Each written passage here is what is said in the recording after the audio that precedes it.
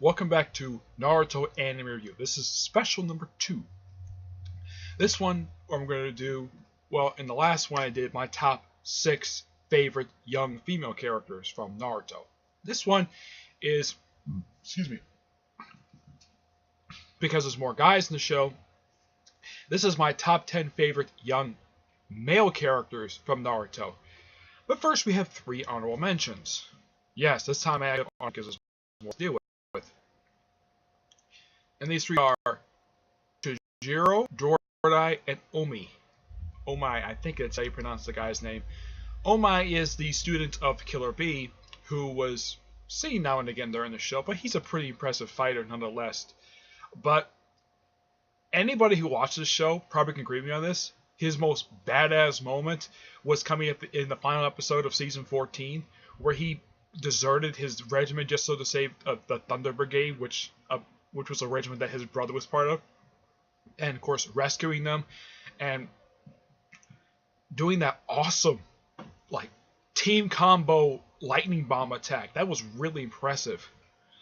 Despite the fact he didn't do very much after that, but that's probably his highlight. I wanted to throw him in there because he's kind of an interesting character, despite the fact that most of the time he kind of complains. He's kind of like the Cloud's version of my number 3 favorite, which I'll get to soon. As for the other 2 bodyguards for, Chijiro for the Mazakage, who he has a crush on, which a lot of people suspect that the Mia, I think I'd say pronounce her name, she kind of suspects it, and she doesn't have a problem with it. Why not? She's freaking gorgeous. That's why. And of course, Dorai basically serving as the bodyguard for the Razakage A. Now, he himself basically had aspirations to be the next Razakage. That's why several years after the war, he was named the Razakage. Chijiro, a few people I've talked to basically when it comes to him, is that he never actually said anything he even wanted to be Mazakage, but he ended up being Mazakage. One of the reasons why I like this character so much is because he's one of the 7 swordsmen of the mist. Well, as a matter of fact, he's the only one because, here's the thing, all the rest are dead. That's the reason why. Yeah, that is the weird thing about the 7 swordsmen. They're all dead except for this one guy. And it's interesting, though, that the Mazakage appointed the only person who's one of the 7 swordsmen still alive as one of their bodyguards, and then later on he succeeds her as the 6th Mazakage. Dorai succeeds A as the 5th Razakage. So I wanted to throw these 3 in there. I guess they are kind of interesting characters, but Chojin basically, I think I'd say pronounce the guy's name. He's kind of an interesting character. You don't get a chance to see him use his sword that much in the show, but he's still an interesting character nonetheless. Excuse me. And plus, he appears in the Naruto movie as the Mazakage. Number 10 is Sasuke. Why is he in the bottom of the list? Because I think he's a bit overrated. That's the reason why. I still kind of like the character nonetheless, but the thing is, when you get to the part 1, he's seen for a good chunk of part 1, both in the manga and seeing the original show a good bunch. But when it comes to the part 2, and of course, the Shippuden show, half the show he doesn't appear in the episodes at all, because he's off with Orochimaru.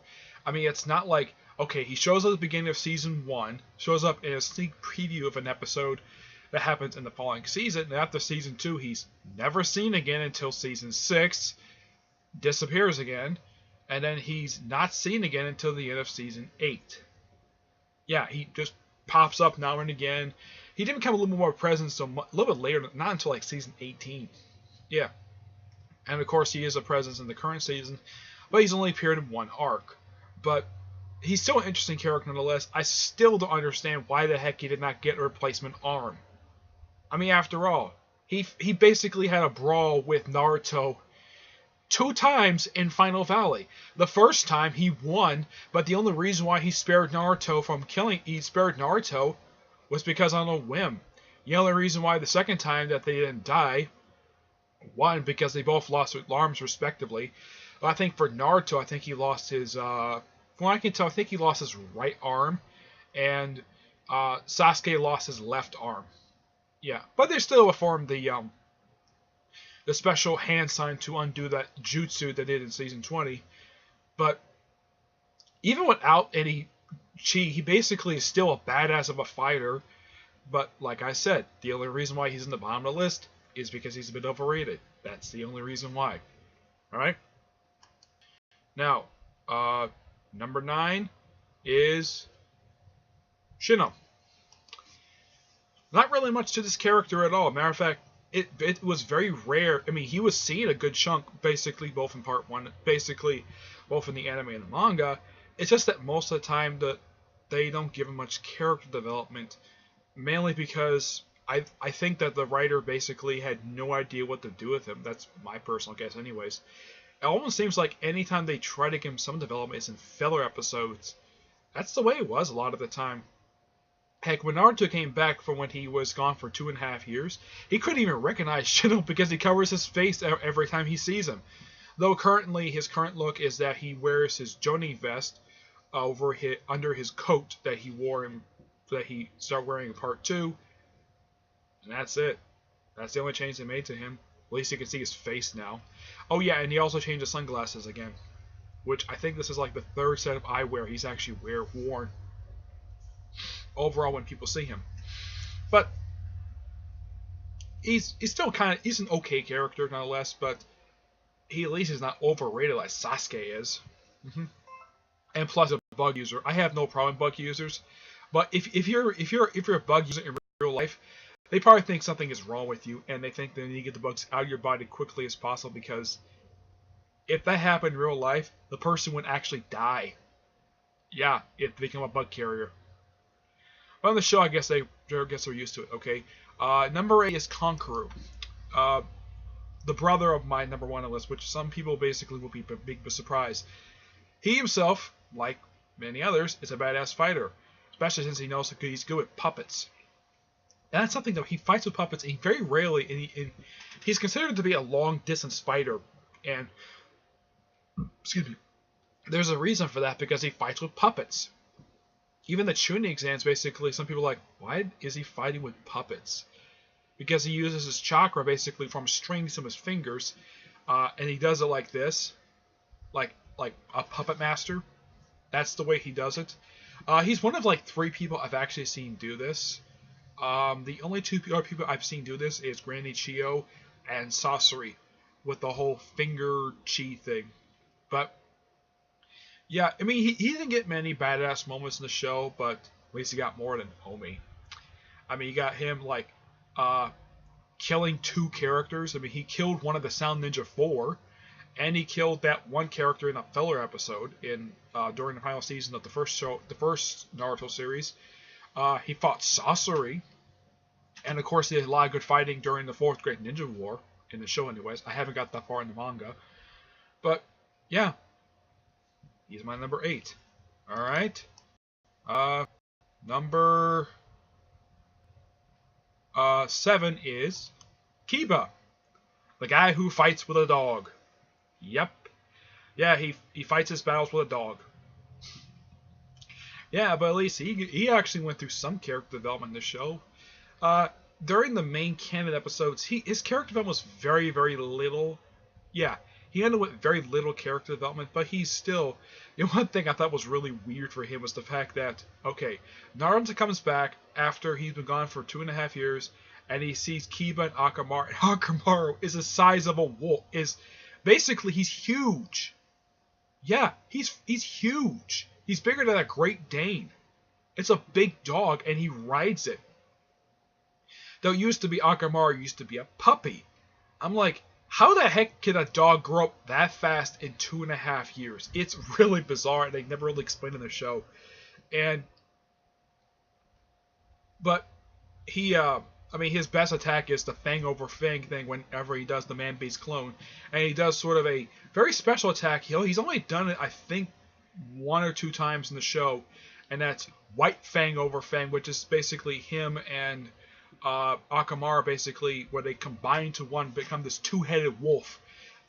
Really interesting attack. He only did a couple times. He did it once in the first Naruto show, and I believe he did it once in Shippuden. But that's really it. And As also mentioned in the epilogue, he ends up living with Granny Cat's granddaughter, which he's finally get a chance to meet her in the next episode of Shippuden. And his current look is, simply put, it's his coat basically covered like fur around the edges, and he acts like he's a greaser. And he's a lot more built now. Yeah, it's like the animators basically gave him a lot more muscle than he had in part 1 and part 2. He's freaking huge. Well, that's just the way he is. Alright, he was my number, I believe it was 7, if I'm not mistaken. Let me see here. Yeah, he was number 7. Number 6 is Sai, aka Sasuke 2.0. Why is he higher than the other characters? Because he's not overrated at all. And it's interesting, though, that the only and he ends up with Ino. And you got a chance, and at the end of the Shikamaru arc, which I'll get to him soon, basically you got a chance to start their relationship when he asked her out on a date. I'd love to see more of this, but who knows? I mean, Sai is a guy basically who has chalk white skin and pretty much wears the same outfit the entire time he's seen. Heck, by the time of Baruto, he's still wearing the same attire. I'm like, could you at least change your clothes? I mean, at least the rest of the characters have different attires. But this is something that's really bugged me about Sai. Why doesn't he change? Why does he have a different outfit? Why? Because he keeps his outfit that he got from Amu Black Ops? That's where he was. He's practically the only one of the young characters, aside from Uchiha, who actually was part of Amu Black Ops in the show. And you don't really see him be part of Amu Black Ops at all in the whole show, except for like one episode during the Jiraiya Scrolls 19-parter. Yeah, where you see him wearing a mask. The only reason I know is him because of the chalk white skin of his. And he was one of the 4 people, actually 5, that went after Naruto in that alternate version of the show. The one where Naruto's parents lived instead of died. Though it's a better one they got from Road Ninja. Alright, number 5 is Neji. A character who was very arrogant when he first showed up, and then after he lost his fight to Naruto, he changed. Yeah, he changed. Though he was still a tiny bit arrogant during the filler episodes, but he wasn't as arrogant as he was when he first met Naruto. Basically, he changed after Naruto defeated him with this big punch he came up through the ground. Yeah, basically, it's almost like a haymaker right up the ground, and he was able to defeat him. And basically, now when you see him first how you ever fight, he fights his cousin Hinata, a woman he beats the living crap out of during their preliminary match. Yeah, basically, Hinata was on the verge of almost dying, and people were asking him. This is basically mentioned in the dub, not much in the sub. I haven't watched the show in the sub, but yeah, people were asking him, "Were you trying to kill Hinata?" He never said a word, and then pretty much Naruto picks up Hinata's blood and just soaks in his hand and says, "I vow to win." Basically, he's vowing to avenge her, and he did. In the first match of the Chunin, the first match of the 3rd round of the Chunin exams, he beat him, and basically Neji changed his perspective on a lot of things, and it was even shown in a filler episode that he actually went to go save Hinata while Naruto was out fighting Gaara. Yep. While everybody was fighting the Sand Ninja, and of course Naruto got after Gaara, he teamed up with Tenten Rock Lee to go and stop a couple Cloud Ninja from taking Hinata to the Cloud Village, and he was able to stop them. And of course, according to the way he said it, is that Naruto was inspiration for his change of perspective on the Hyuga clan, because apparently he's had basically a disagreement with them for years over his father's death, basically because he believed that, because according to what is explained in the flashback, that his father died in the place of the head of the Hyuga clan, Hinata's father, who was supposed to die, and basically Neji holds a grudge against him for doing that. But then it was explained that actually his father actually volunteered to be sacrificed. He wasn't forced into it as he thought. And basically after that, he started to forget the main family. Heck, even later, he taught Hinata how to do the gentle fist, because Hinata asked him to do it, and he taught her Gentle Fist, and because of that, she was able to actually become a bit stronger of a character. So you gotta think, basically, um, the writers basically. Now he's one of the few characters who get the most development, and it was shocking to see him get killed off in the show. When he gets killed saving Hinata and Naruto, which was like a few people that was heavily affected by his death. Of course, Naruto Hinata because he died right in front of them. Rock Lee, Ten, and of course, not much Guy because, well, you didn't see much of Guy. Though it's heavily suspected, of course, I have a personal theory of mine that Ten had a thing for Neji, even though it was never said in the show. But I would not have been surprised if Kishimoto came out and said that, yeah, Ten had a thing for Neji. And yes, Neji made an appearance in season 21 as a ghost. I have no idea why they decided to do that for, but okay, fine. But even though he died, he at least is still referenced now and again. Heck, I heard in the epilogue that Hinata and her daughter visit Neji's grave. Though I'm curious though, does Boruto know about Neji's sacrifice? When he sacrificed himself to save his future parents? I don't know. It's a distinct possibility he might know. I wouldn't be surprised if Naruto Hinata basically told him about that. Who knows? We might find out soon when the Naruto anime starts up next month. Which starts up 10 days before my next birthday. Yep. And I've also found out recently that the English dub release of Naruto comes out 1 week prior to the first episode of the Naruto anime airing. Yeah. So, yeah, that's interesting. So, if I can get to it. Number 4 is Choji. Man, he's such a fun character. And, like Neji, he went through a ton of character development over the course of the show. Heck, it was shown in flashback because, well, Choji's very kind to people. His father thought he was a coward. But Ashima pointed out that his kindness is a strength to him. But at least, unlike with Hinata, basically, because of her kindness, he wasn't disowned. Unlike in the case of Hinata, despite the fact of similar circumstances, he wasn't disowned by his father. And later on, in part 2, it was shown in a flashback that Choji became the 16th head of his clan. Yeah, the 16th head, despite the fact his father was still alive. Though, basically, it was quite obvious because he was the heir to the clan anyways. But, I mean, this is a guy who basically, later on, he developed, first he used pills, these almost, they kind of look like jawbreakers. Yeah, they're these round, hard candy pills that look like jawbreakers, or some kind of special candy that he eats and he gets stronger. The third one basically has him sprout chakra wings, which later in the show he basically can grow. He actually can bring them out without the pills. Heck, even his father is surprised he's actually able to do this. But heck, this is the guy basically who also killed one of the Sound Ninja 4 with basically by smushing him with his weight.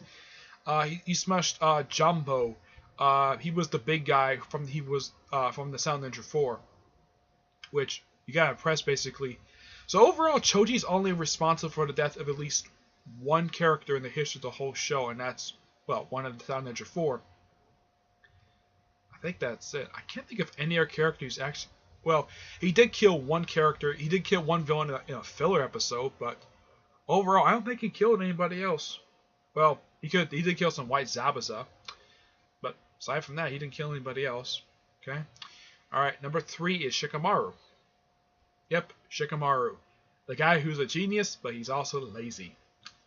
And, of course, he has his shut up... Oh, one other thing I forgot to mention for Choji. I hope they do show him meeting Corny. I think it's pronounced name, Killer Bee's student. I hope they show that soon. Because, well, they end up together years later, so why not actually show it? How they mate. Yep. But now moving on to Shikamaru. Shikamaru is a fun character, and this is the one character, one of those very few characters, aside from Naruto, who actually went through a bunch of character development. I mean, he and Naruto have known each other since they were kids, and Choji considers Shikamaru his best friend. I wouldn't be surprised when Choji gets married and Shikamaru is named his best man, and of course vice versa. Whenever Shikamaru marries Tamari, Choji is named his best man. Though knowing Naruto's luck, he probably named best man a bunch of people's weddings. Who knows? But yeah, Shikamaru, the guy who basically knows Shadow Possession Jutsu, though originally it was known as, his father calls it Shadow Paralysis Jutsu, but he changed it to Shadow Possession Jutsu, though he also knows Shadow Stitching, Shadow Strangulation, which I've seen this move actually work. Basically, strangulation is just moving the shadow of a body and strangles a person's neck. Stitching basically allows the shadow to spread a little further, but yeah, and of course, I do like the fact that they are setting up his relationship with Tamari really well. Heck, they went on an actual date in the most recent episode, and I pointed this out to somebody that their relationship is very similar to that of Krillin and 18 from Dragon Ball Z. And he agrees with me, and that's Edgar. He agrees with me that that's obviously very similar to that. Though I'm not really sure about Naruto and Hinata's relationship. Maybe it reminds people of Goku and Chi-Chi. Who knows? It's similar, but who knows? But, yeah. Though, if I know Shikamaru, basically, one thing he should do is not break Tamari's heart, because if he does, I'm sure that her brother's gonna kill him for it. Yep. Alright. My number 2 is Rock Lee. A guy who only knows Taijutsu. No Genjutsu, no Ninjutsu. Just... No, I didn't. But yeah, I haven't had a chance to watch the spinoff show featuring him, Rock Lee as Ninja Pals. I haven't had a chance to watch it. It's a weird show from what I've heard. But he himself is an interesting character.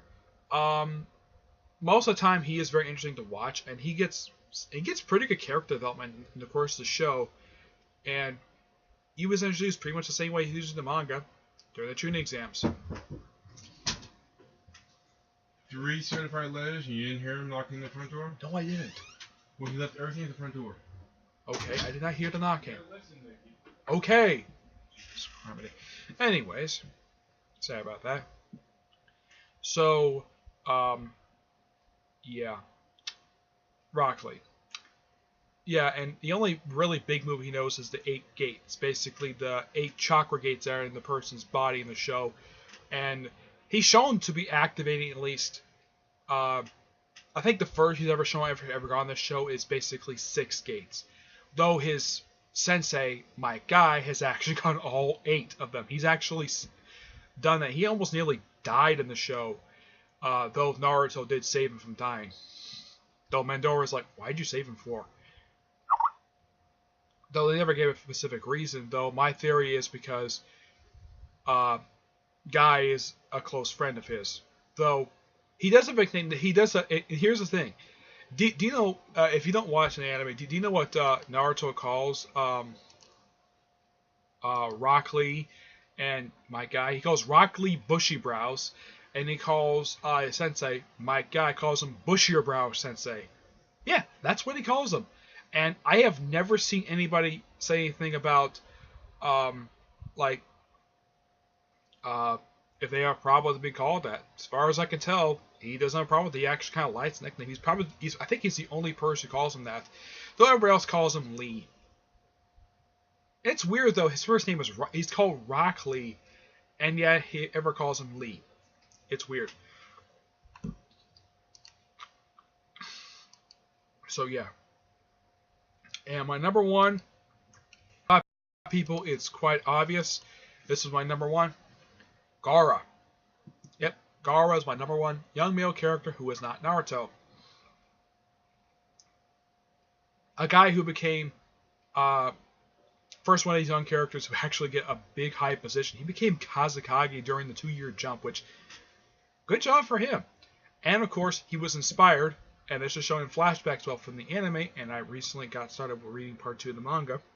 I finished up part 1, and now I'm on part 2. So, yeah. He becomes Kazekage, basically, because he's inspired by Naruto, because of Naruto's philosophy, and so he aims to be, even though he joins the regular troops, he does it just to earn the village's respect, and he does, and he becomes the Kazekage, succeeding his late father as the fifth Kazekage. And he actually, get this, by the time of Boruto, he's still Kazekage. Yeah. I mean, he's basically held position longer than everybody else by the time of Boruto, though by the time at that point, mostly everybody else is retired. But Gar, I think the reason why that he decided not to retire, because he's still young. He's around the same age as Naruto. And Naruto basically does consider Gar to be a close friend. And when Gar was kidnapped by the Akatsuki, Naruto was severely upset about it.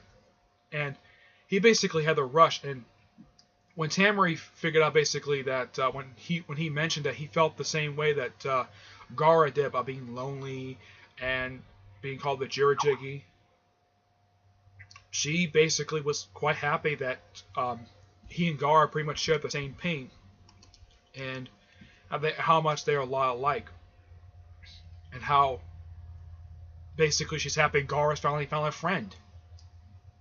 Heck, it was even shown in a filler episode that a couple of them basically where this is like just before, like, and this is something that's never shown, like where they're forced to team up with. This is actually, I think, before they reunited with them, and during the Sasuke stuff, because Sasuke is with them. So it's shown that nobody trusts Gaara, despite the fact how much he's changed. But yet, not even Naruto trusts him, but he would trust him basically when it came to basically when Shikaku was. This is actually one of 3 times. First of 3 times Shikaku was tried to be removed from him, and the second time basically happened during season 19's Chunin exam flashback season, where a couple people from his village did pretty much the same thing. Tried to move Shikaku and failed. It took the Akatsuki finally to do that, though basically he was able to live thanks to Granny Chiyo transferring her life force into Gar so he can live. And by the time you see him in the current season, he's kind of changed his look a little bit. Like, the gourd is no longer huge on his back. He no longer has a big gourd on his back. Basically, it's the size of a water bottle strapped to his waist. And he lost that big vesting that he wore. He started wearing at the start of part 2. He got rid of that. And, yeah. So, that's all my top 10 young male characters who are not Naruto. I gotta put that in parentheses. I want to talk about. Okay? So, that's it for this special. Stay tuned for the next special, where I'm going to talk about things I want to see in the show. Okay? Until then, I will see you there. Bye.